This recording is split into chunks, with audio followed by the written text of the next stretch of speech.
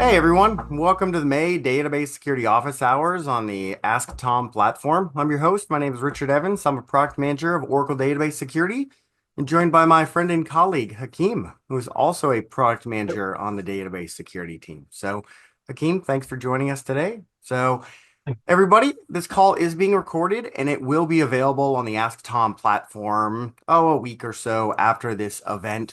You can check out this video as well as like 5 years worth of past videos on pretty much every topic in Oracle database security. So there's something out there for everybody. Okay. If you've not joined us before, welcome. This is our second Wednesday of the month, Database Security Office Hours. We hold this at 10 a.m. Central, 8 a.m. Pacific. We have a announcements section, we have a technical topic, and then we have the opportunity for Q&A at the end.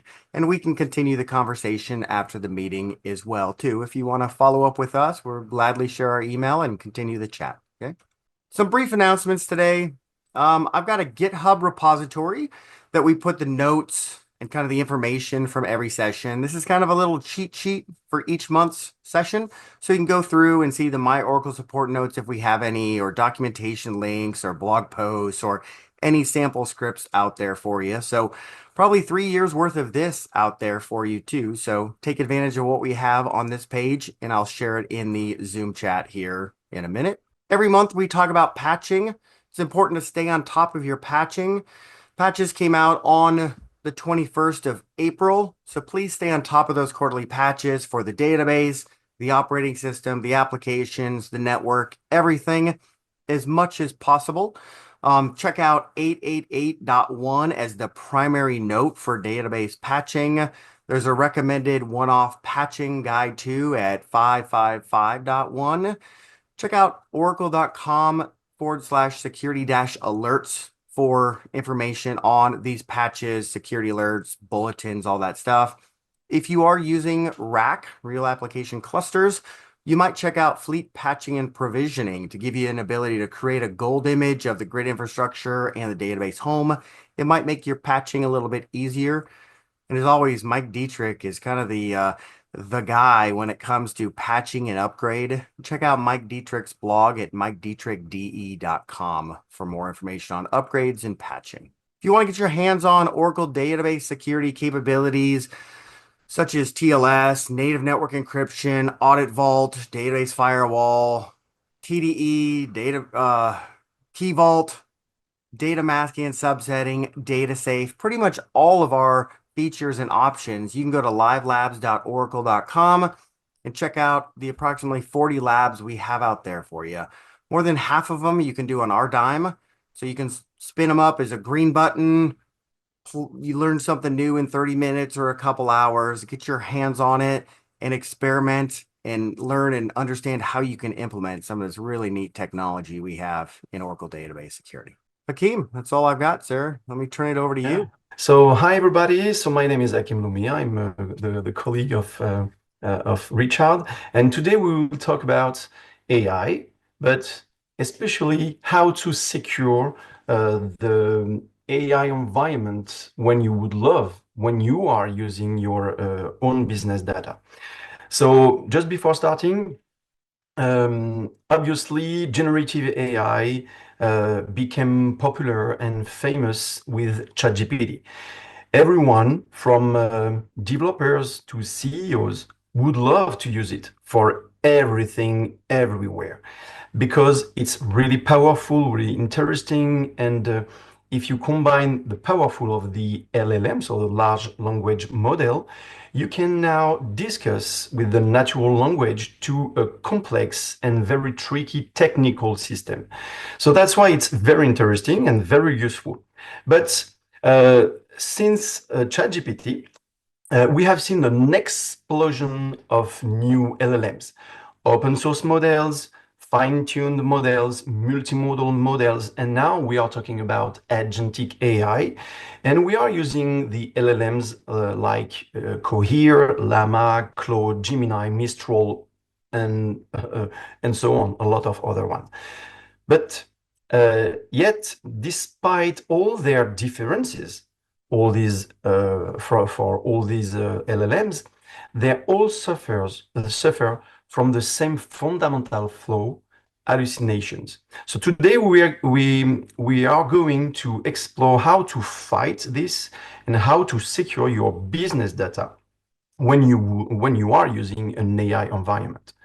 So just to make sure we will talk about the same thing, we will start by just explaining how it works. So basically, if you are a user, you will prompt, so you will ask a question to your generative AI system. So it can be a GenAI service, it can be an agent. If you want to automate the different processes to obtain a response. So you can use different things.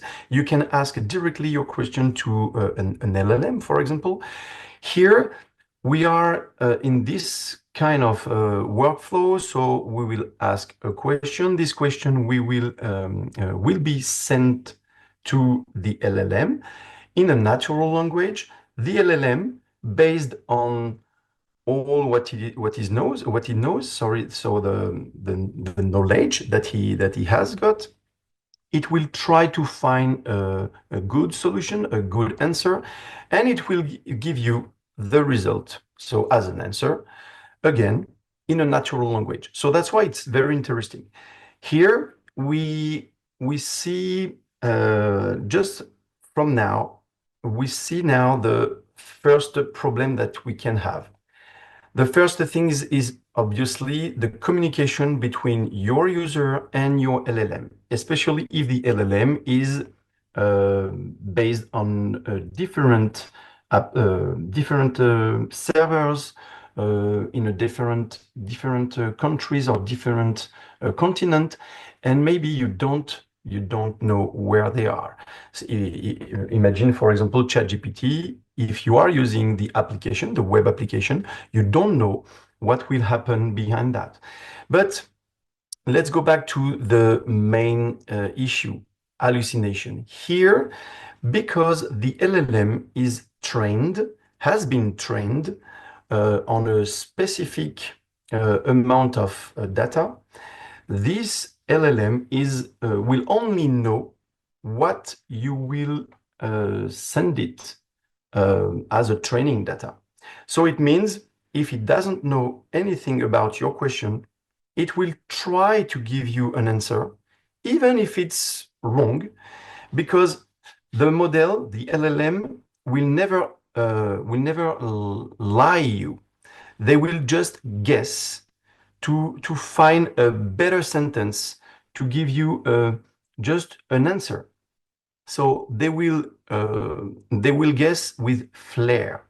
So it means if you don't know the context, if you even don't know the answer in general, you can believe it. Because again, if you ask him what is the capital of this country and you don't know the answer, if it gives you an absolutely wrong answer, maybe you will trust it. And that's why it's very dangerous, because hallucination, again, will give you maybe the feeling that it's true, but in reality, it's wrong. So maybe you know how to try to reduce this kind of hallucination. The first things that we think is the prompt engineering. So this is a way to rewrite your question. If you know correctly how it works behind, if you maybe you are familiar with the LLM in front of you, maybe you know it's better to ask it like that instead of this one. So we call that the prompt engineering. And today we have companies, and they are now expert on that, to help you or to teach you how to rewrite your question. But again, if the LLM uh, hasn't been trained correctly, it doesn't know anything. So again, it will unfortunately hallucinate, and you can be manipulated. So that's why It's not enough. The second option is to play with the settings.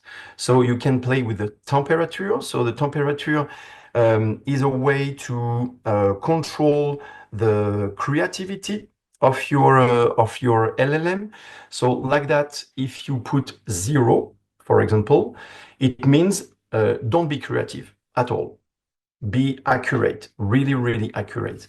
But if you want more creativity, you can play and you can increase this number. But sometimes you don't have access on that. You have access if you play with the API, if you are using the API, for example.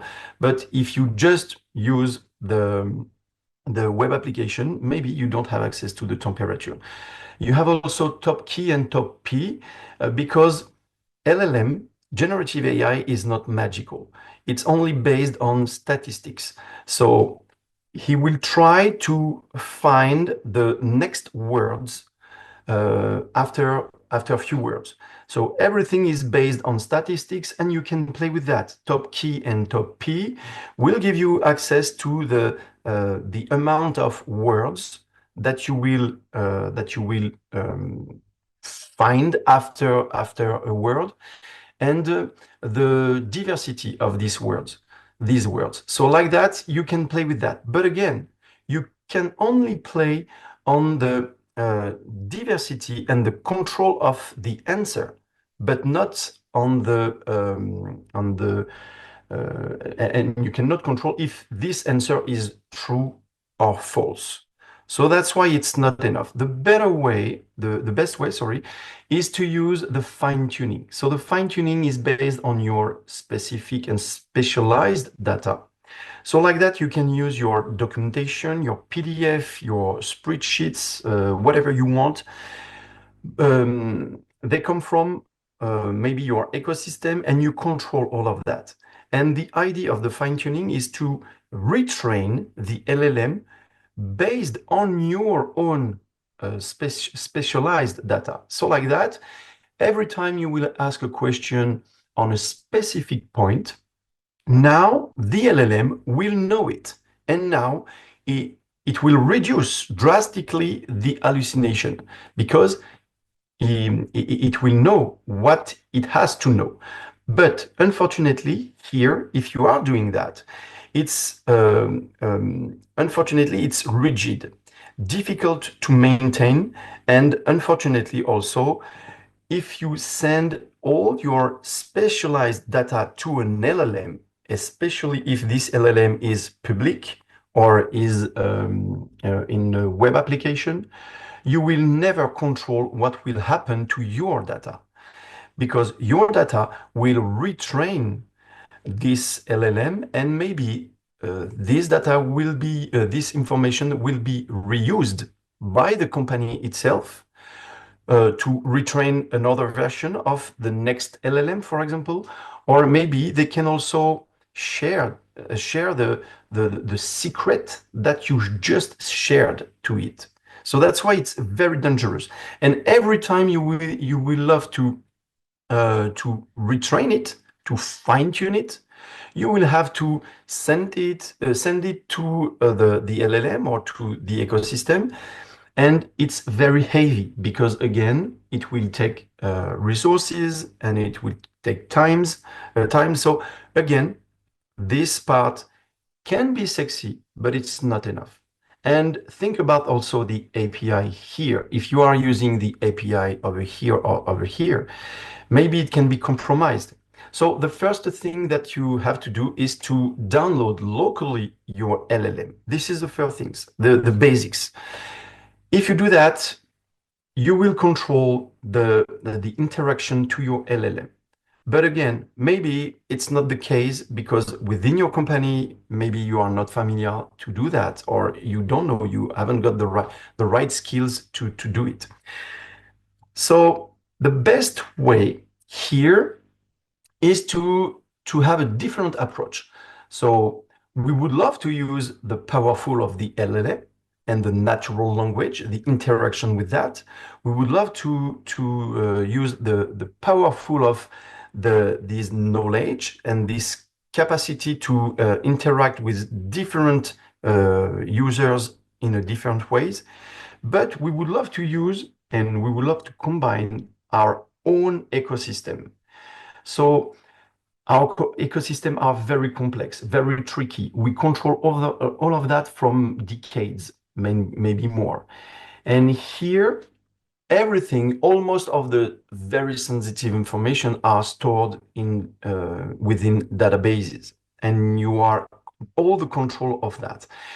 So here, we would love to use the LLM to reuse and to use in real time all the ecosystem that we have.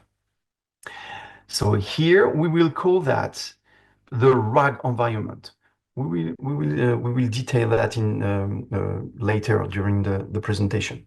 But what is a RAG? Keep in mind that here we have our own specialized data or maybe our own business informations, and we would love to combine all this ecosystem with the LLM.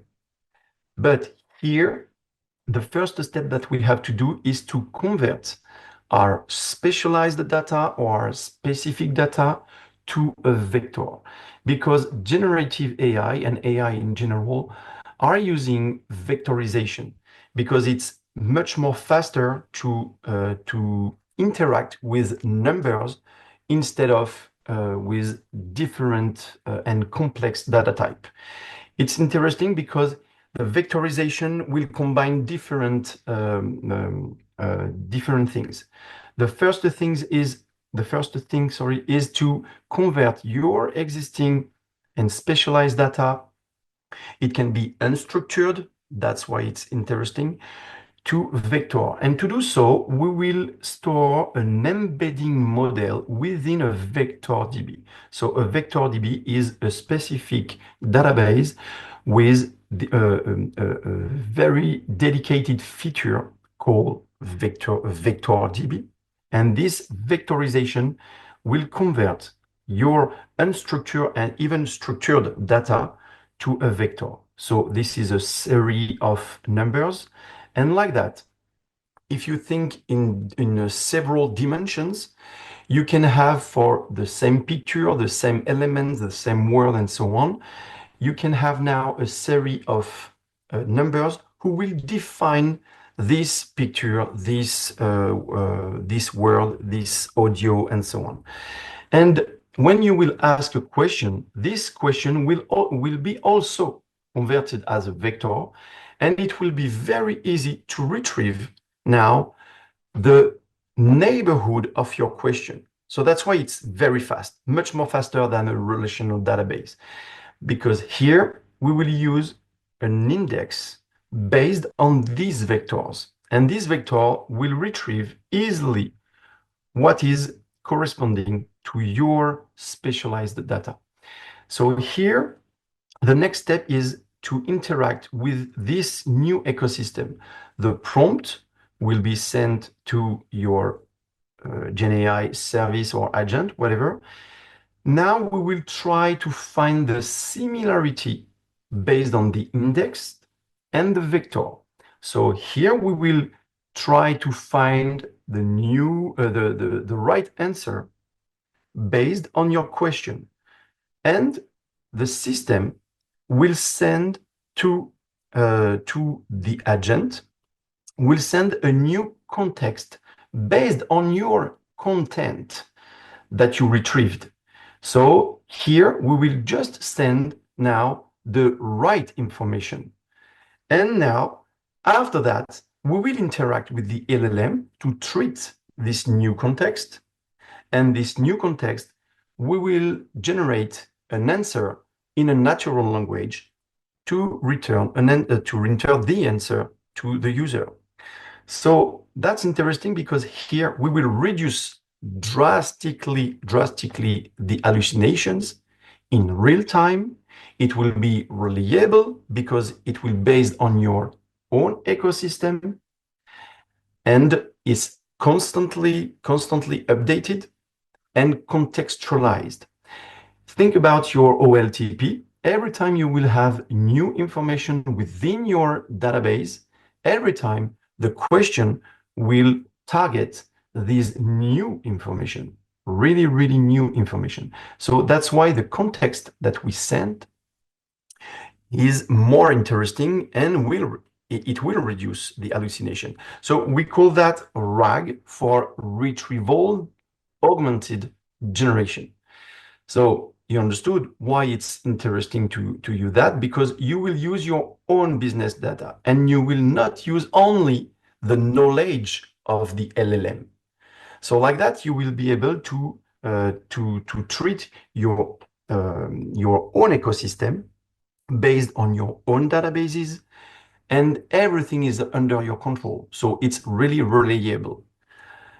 After that, it's always in real time and updated, because you will target in real time for every single question. You will target your existing system.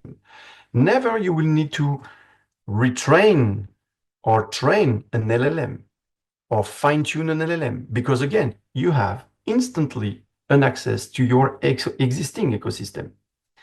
And finally, because this is an ecosystem that you control, you can easily audit, monitor, and trace it, what's happening on this system.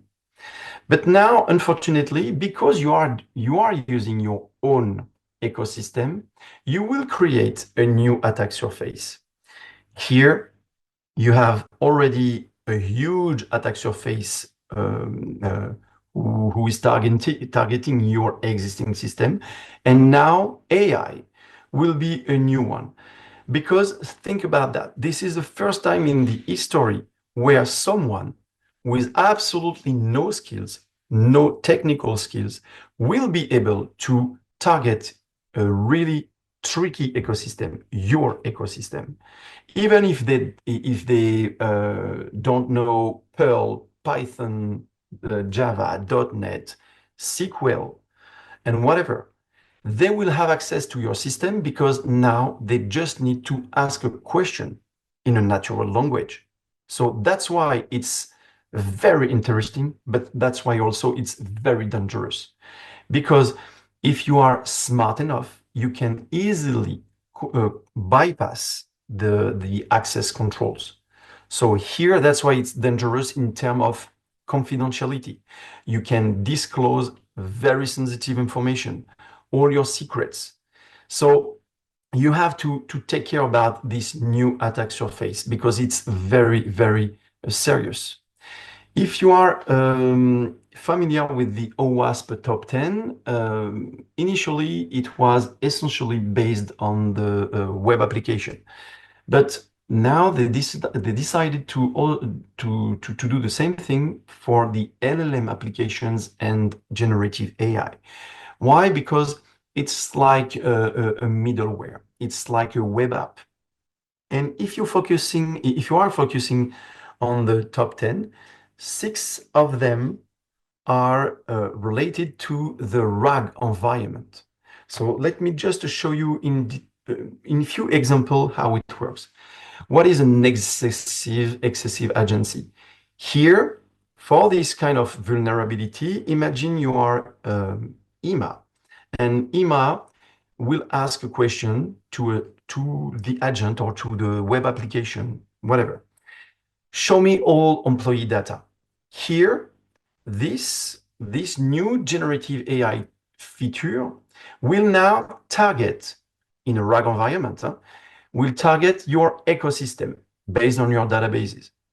But unfortunately, today, the huge majority of our customers are using only one connection to the database, the application user. And here, if you are doing that, you will lose the context. You will lose who is doing what. And the agent will be now the only one to interact with the application. So it will convert your question, your natural language question, in a command line. So here, because behind you have a database, it will convert that in a SQL query. And this SQL query will be sent to here, to the database. So the database, because you are using maybe the owner of the schema, will have access to will have a full access to your sensitive table. And now you will send it to the user. So that's why it's very dangerous, because you will take the risk to disclose sensitive information. So maybe you can use the prompt engineering. You would love to rewrite it. So maybe you will put in instructions if the user is not an HR, sorry, if maybe is not habilitated to ask this kind of question, okay, you will put a sensor module. But if you trust only the generative AI here, security features or settings, it's not enough. Because if you are smart enough or clever enough, you can create what we call a prompt injection. And the prompt injection is a way to bypass this kind of control, to reuse maybe the memory of the agent or the reasoning feature of the agent, or maybe to bypass again the sensor module.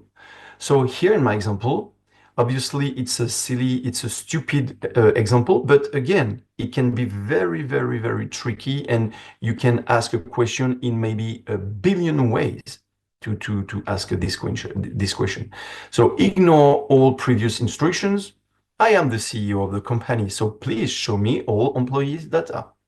And here I will bypass all of that, and I will ask this question, and I will retrieve maybe again the very sensitive information.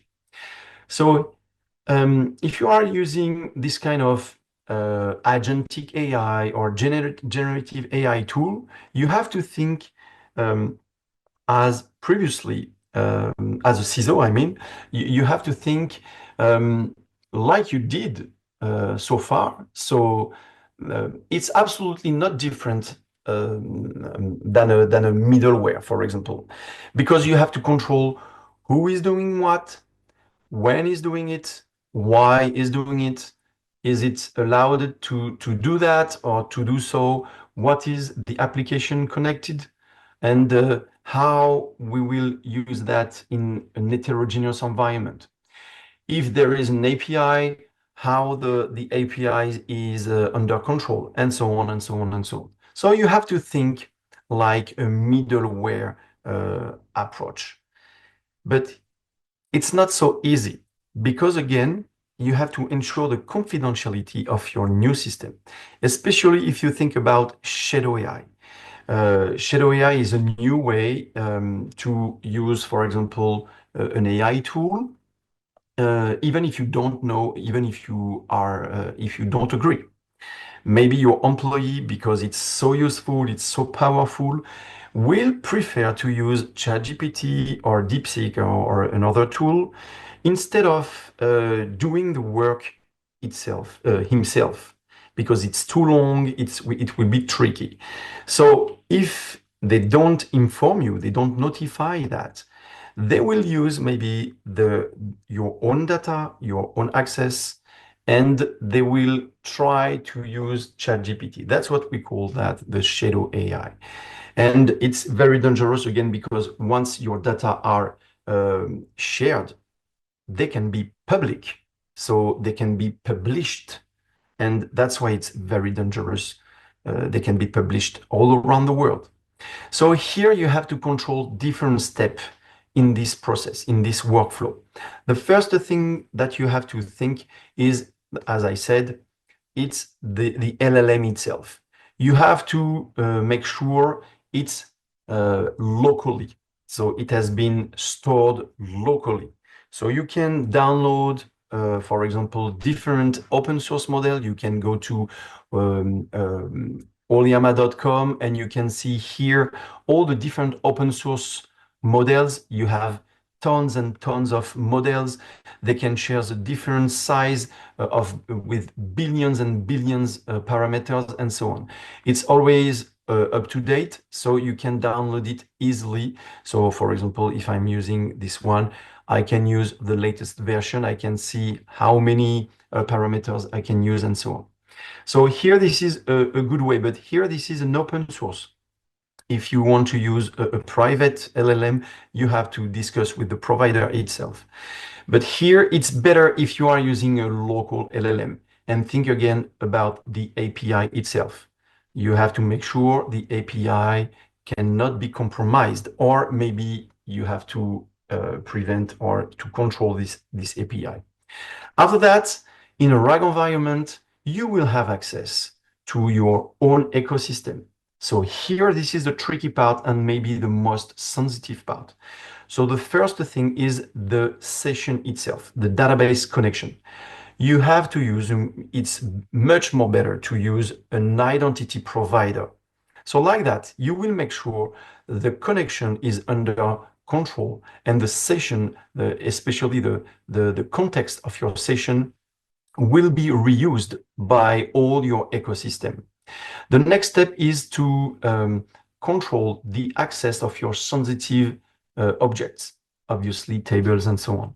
So here, everything should be under your control on the database side. So let's have a look quickly on these two different steps. The first one based on the identity propagation. Here, you will use an identity provider based on this kind of workflow. You will log in, sorry, to your application. This application will try to have an authentication provided by the identity provider. Once it will receive the token of the validation, now the connection will occur. So the database connection will be based on this workflow. And like that, we will know what is the session context. We will keep and we will retrieve easily the user session information.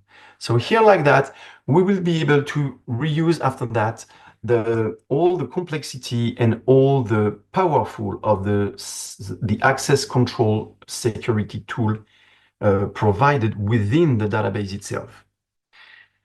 The second way is within the database. Now it's better to control also the access to your tables, to your object. So we will use the fine-grained row and column level security features.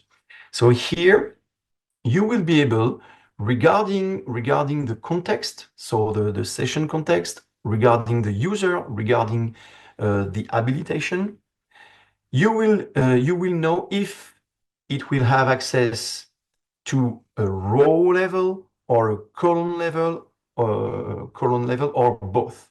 So like that, you will be able to control the access, the accurate access of your sensitive information. And for you, it will be easy after that to control and to prevent or to avoid this kind of access. So to give you a better idea of how it works, I will show you two things, a demo and a use case. So the demo, I will base my demo on an Apex application that I have created. So if you are not familiar with Apex, Apex is a language that you can use within a database itself. So you don't need to install an extra module. Everything is within your database. So like that, you will have already your access to your data. Here, we will think about an embassy communication Apex application. All the diplomatic cables, so the diplomatic cables are the documentations provided by all the embassies all around the world. And they will put all these sensitive, very sensitive information within only one database. And everyone after that will have access to this information regarding their own habilitation. So if I am the prime minister, maybe, and I'm pretty sure, I will see everything and I can see all the different information provided. If I am just an operator, maybe I will be restricted to see only a specific part of a specific cable or specific information. So to do that, I would love to use the powerful of an LLM because I would love to ask my question in a natural language through my Apex application to discuss with my LLM. But again, I want to use my cable, not a fake information. If I'm asking what's happening in Australia, I don't want to use wrong information because if the LLM doesn't know what's happening currently in Australia, maybe it can hallucinate. So to avoid that, I will use my vector DB and my RAG environment based on my diplomatic informations converted to files and transform in a vector. So we have different steps as you can see within the workflow.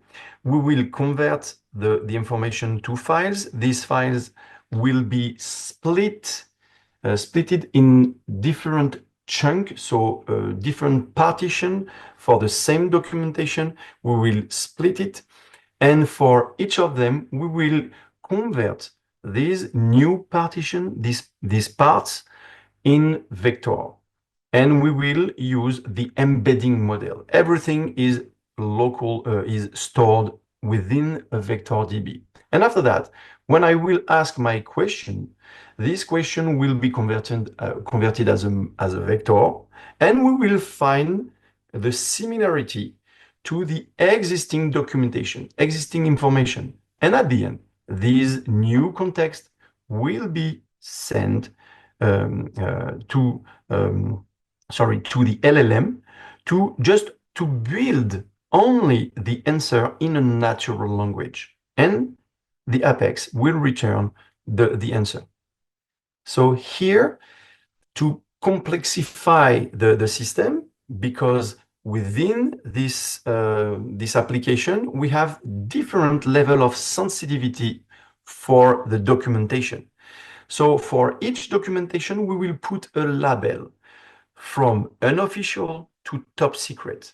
And regarding your habilitation, you will have access to different level of sensitivity. If I am Mr. Jenkins, I will maybe the Prime Minister, I will be the Prime Minister, and I will see everything provided all around the world. And you can see I will see the top secret, so I can see everything. If I am Mr. Williams, I will only see the African information provided by the African embassies. And I will be restricted to the secret level. If I am Mrs. Tan, I can see the Asian embassies at the top secret level. So only the information provided by the Asian embassies. And if I am Mrs. Tonkin, I can see only the information provided by the Namibian embassy at the protected level. So if the Namibian embassy provide a secret or a top secret document, I will never see it.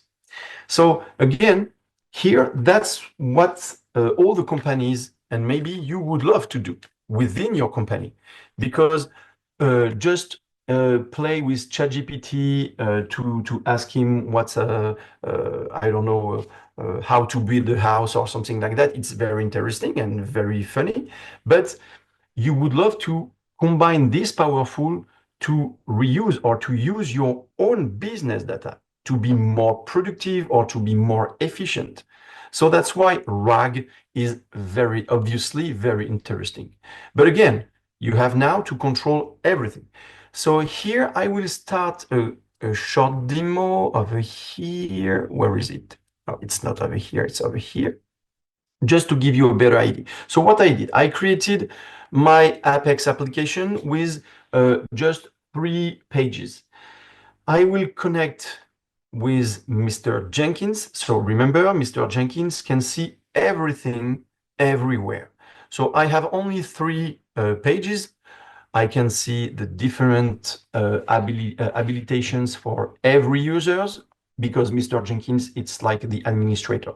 Okay, so here I will base everything on label security. So behind that, we are using a Oracle database security tool called label security to create different users as a profile, and these users will have access to different geographic clearance and different level of sensitivity.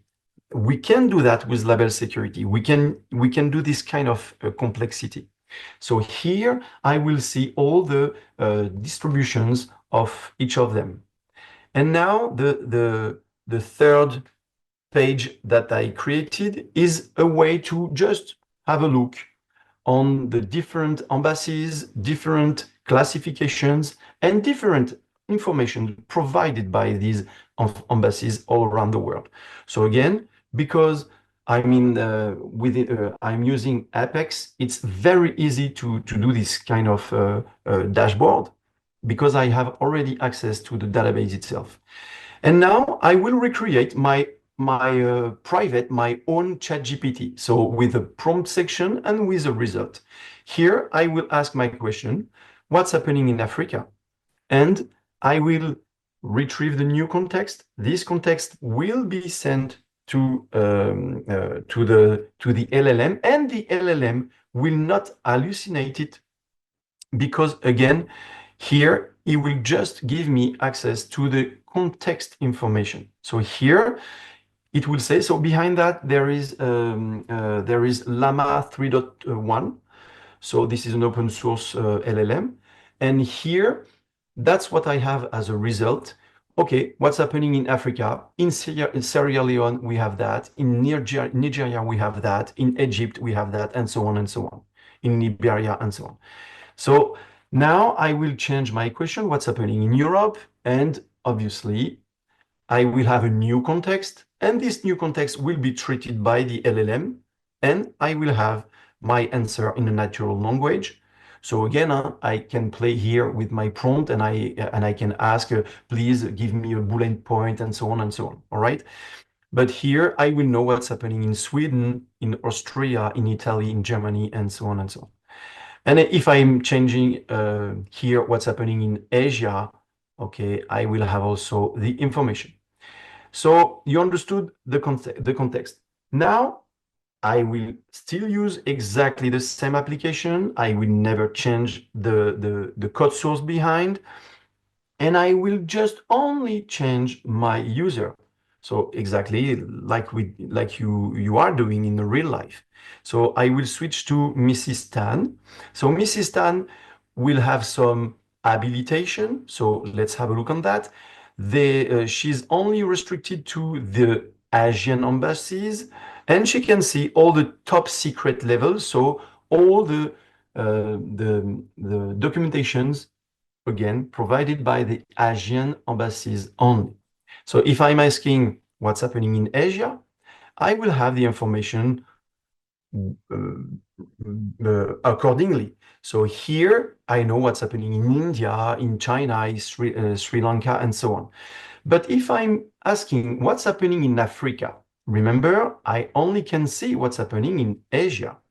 So here, the LLM will not tell you you can't see it because you haven't got the right habilitation. It will just say, based on the context provided, there's no mention of Africa.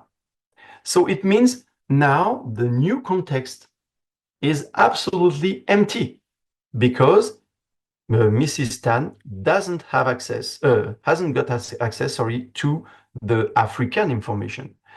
If I'm switching now to Mr. Williams, obviously, I can see African information, but you see here, I will see all the embassies information, but I'm restricted to a certain level, secret level. So I will not be able to see the top secret documentation, even if they have been provided by the African embassies.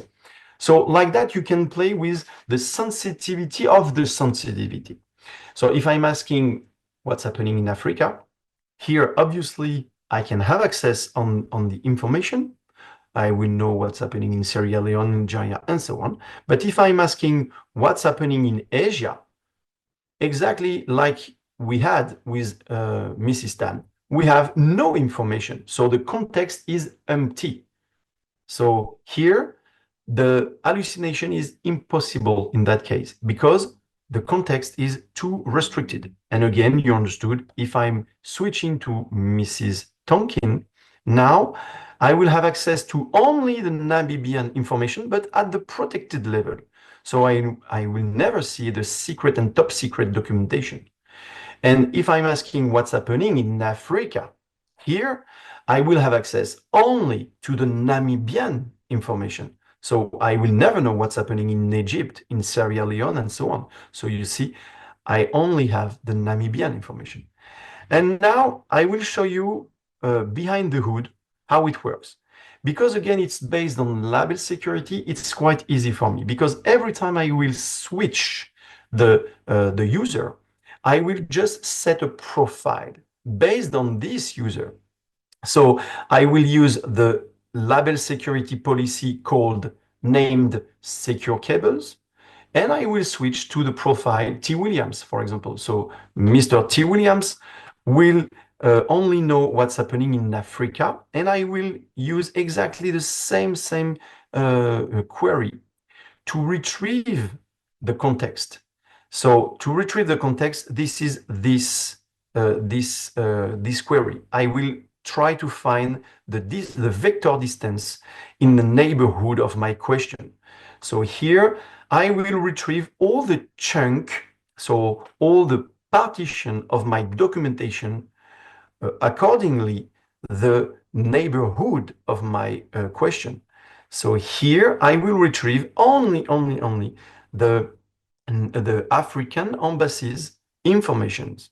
So that's why here I can see that. And after that, because it's based on label security, I can also filter by classification level.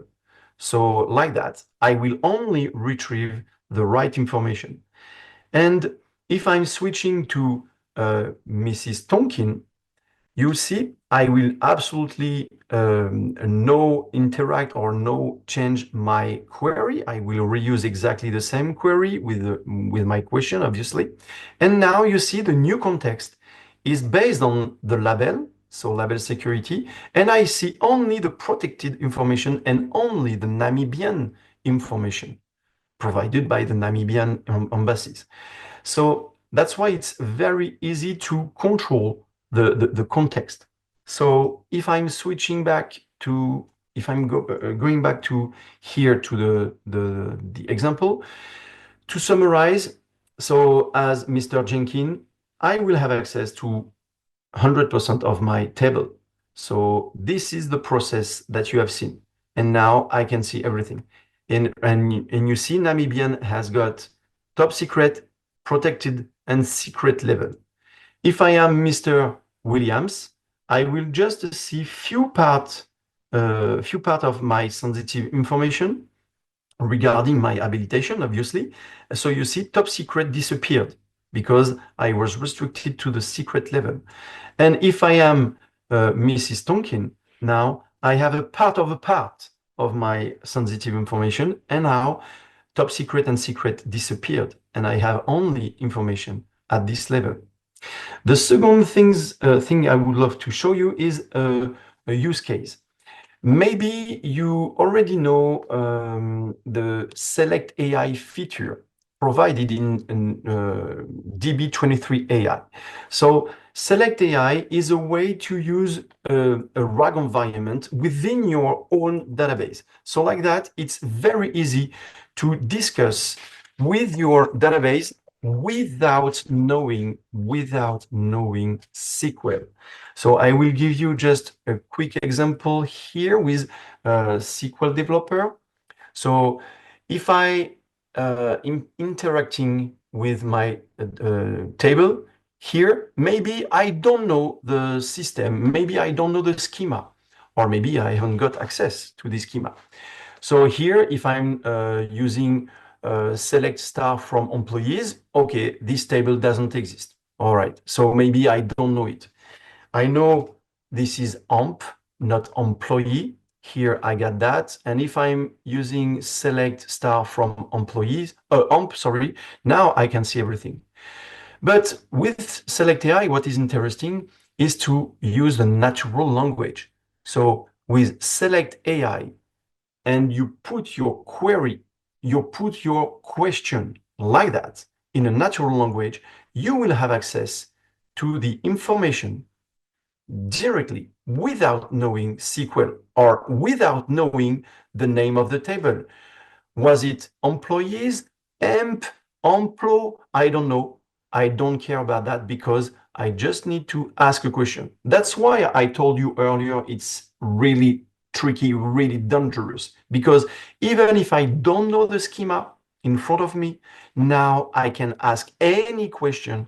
And if this schema is not controlled or secured, now I can extract and I can disclose everything again without knowing technical skills.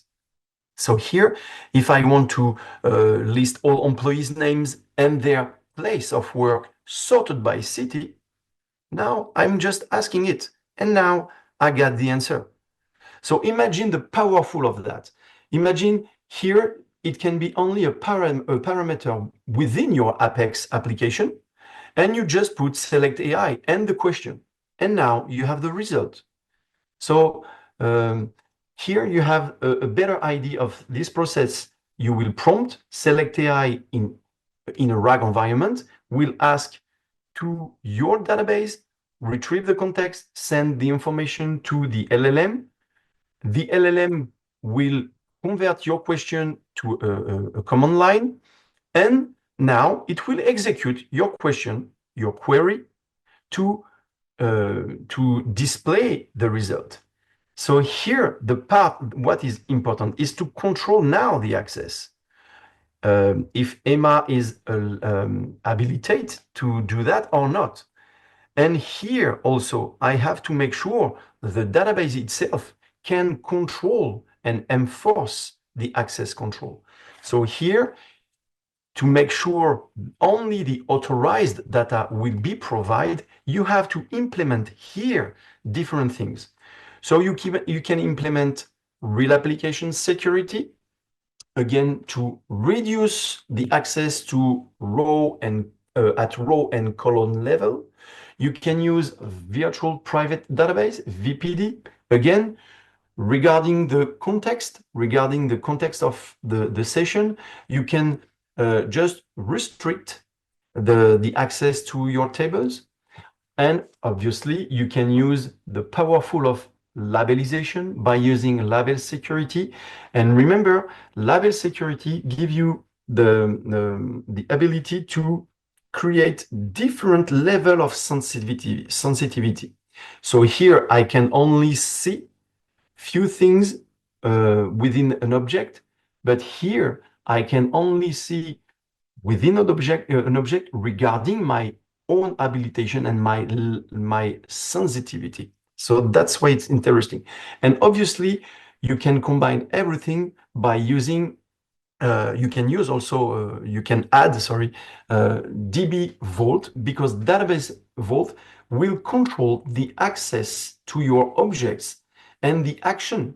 So like that, you will make sure even if this sensitive information is authorized for this user, maybe you can create a trusted path.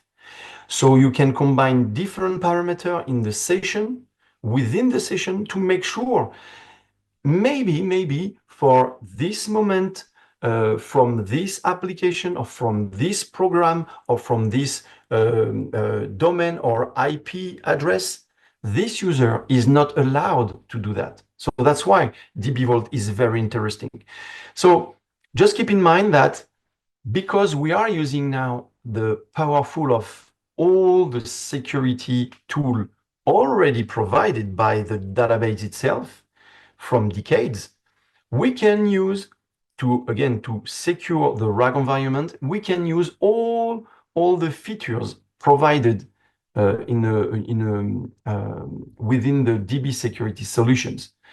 So you can use the access control features, RAS, label security, VPD. You can use the privileged access, DB Vault. You can also use the redaction. If, for example, you would love to anonymize the context that you will send to your agent by using redaction. You can also maybe use the masking if you would love to mask your training or your fine-tuning data to train or retrain your LLM. And obviously, you can monitor and audit all the activities by using DataSafe or Audit Vault. So like that, you see, you can reuse everything. And think about that. With DB23 AI, now all the different engines can be combined within the same database. Relational, NoSQL, graph, spatial, temp, memory, and obviously vector can be within the same database. So again, like that, everything is under your control, and you can combine all the powerful of all these security solutions. So just to summarize, keep in mind, in a RAG environment, you have now a new, that's very interesting, very powerful, and very useful. But now you have a new attack surface that you have to manage, and that you have to control, and that you have to prevent and secure. So to mitigate this kind of security risk, now you know, I hope you better understand how to proceed. And obviously, because you are using your own data, you have to be very, very serious in terms of security. If you want to learn more about what we did, what we said today, here, obviously, we highly encourage you to perform the live labs. So as Richard told us earlier at the beginning of this session, we have almost more than 30, maybe 40 live labs. Like that, you will be able to discover deeply what you can do with the different solutions. And you can read also our latest version of the technical primer that we provided, that we wrote. And finally, if you are here, you already know that. Obviously, follow us on the Ask Tom every Wednesday. Join us next month for the June Database Security Office Hours. It'll be on Wednesday, June 11th. We're still trying to figure out what topic we want to cover. We're open to suggestions, and hopefully we'll see you next month.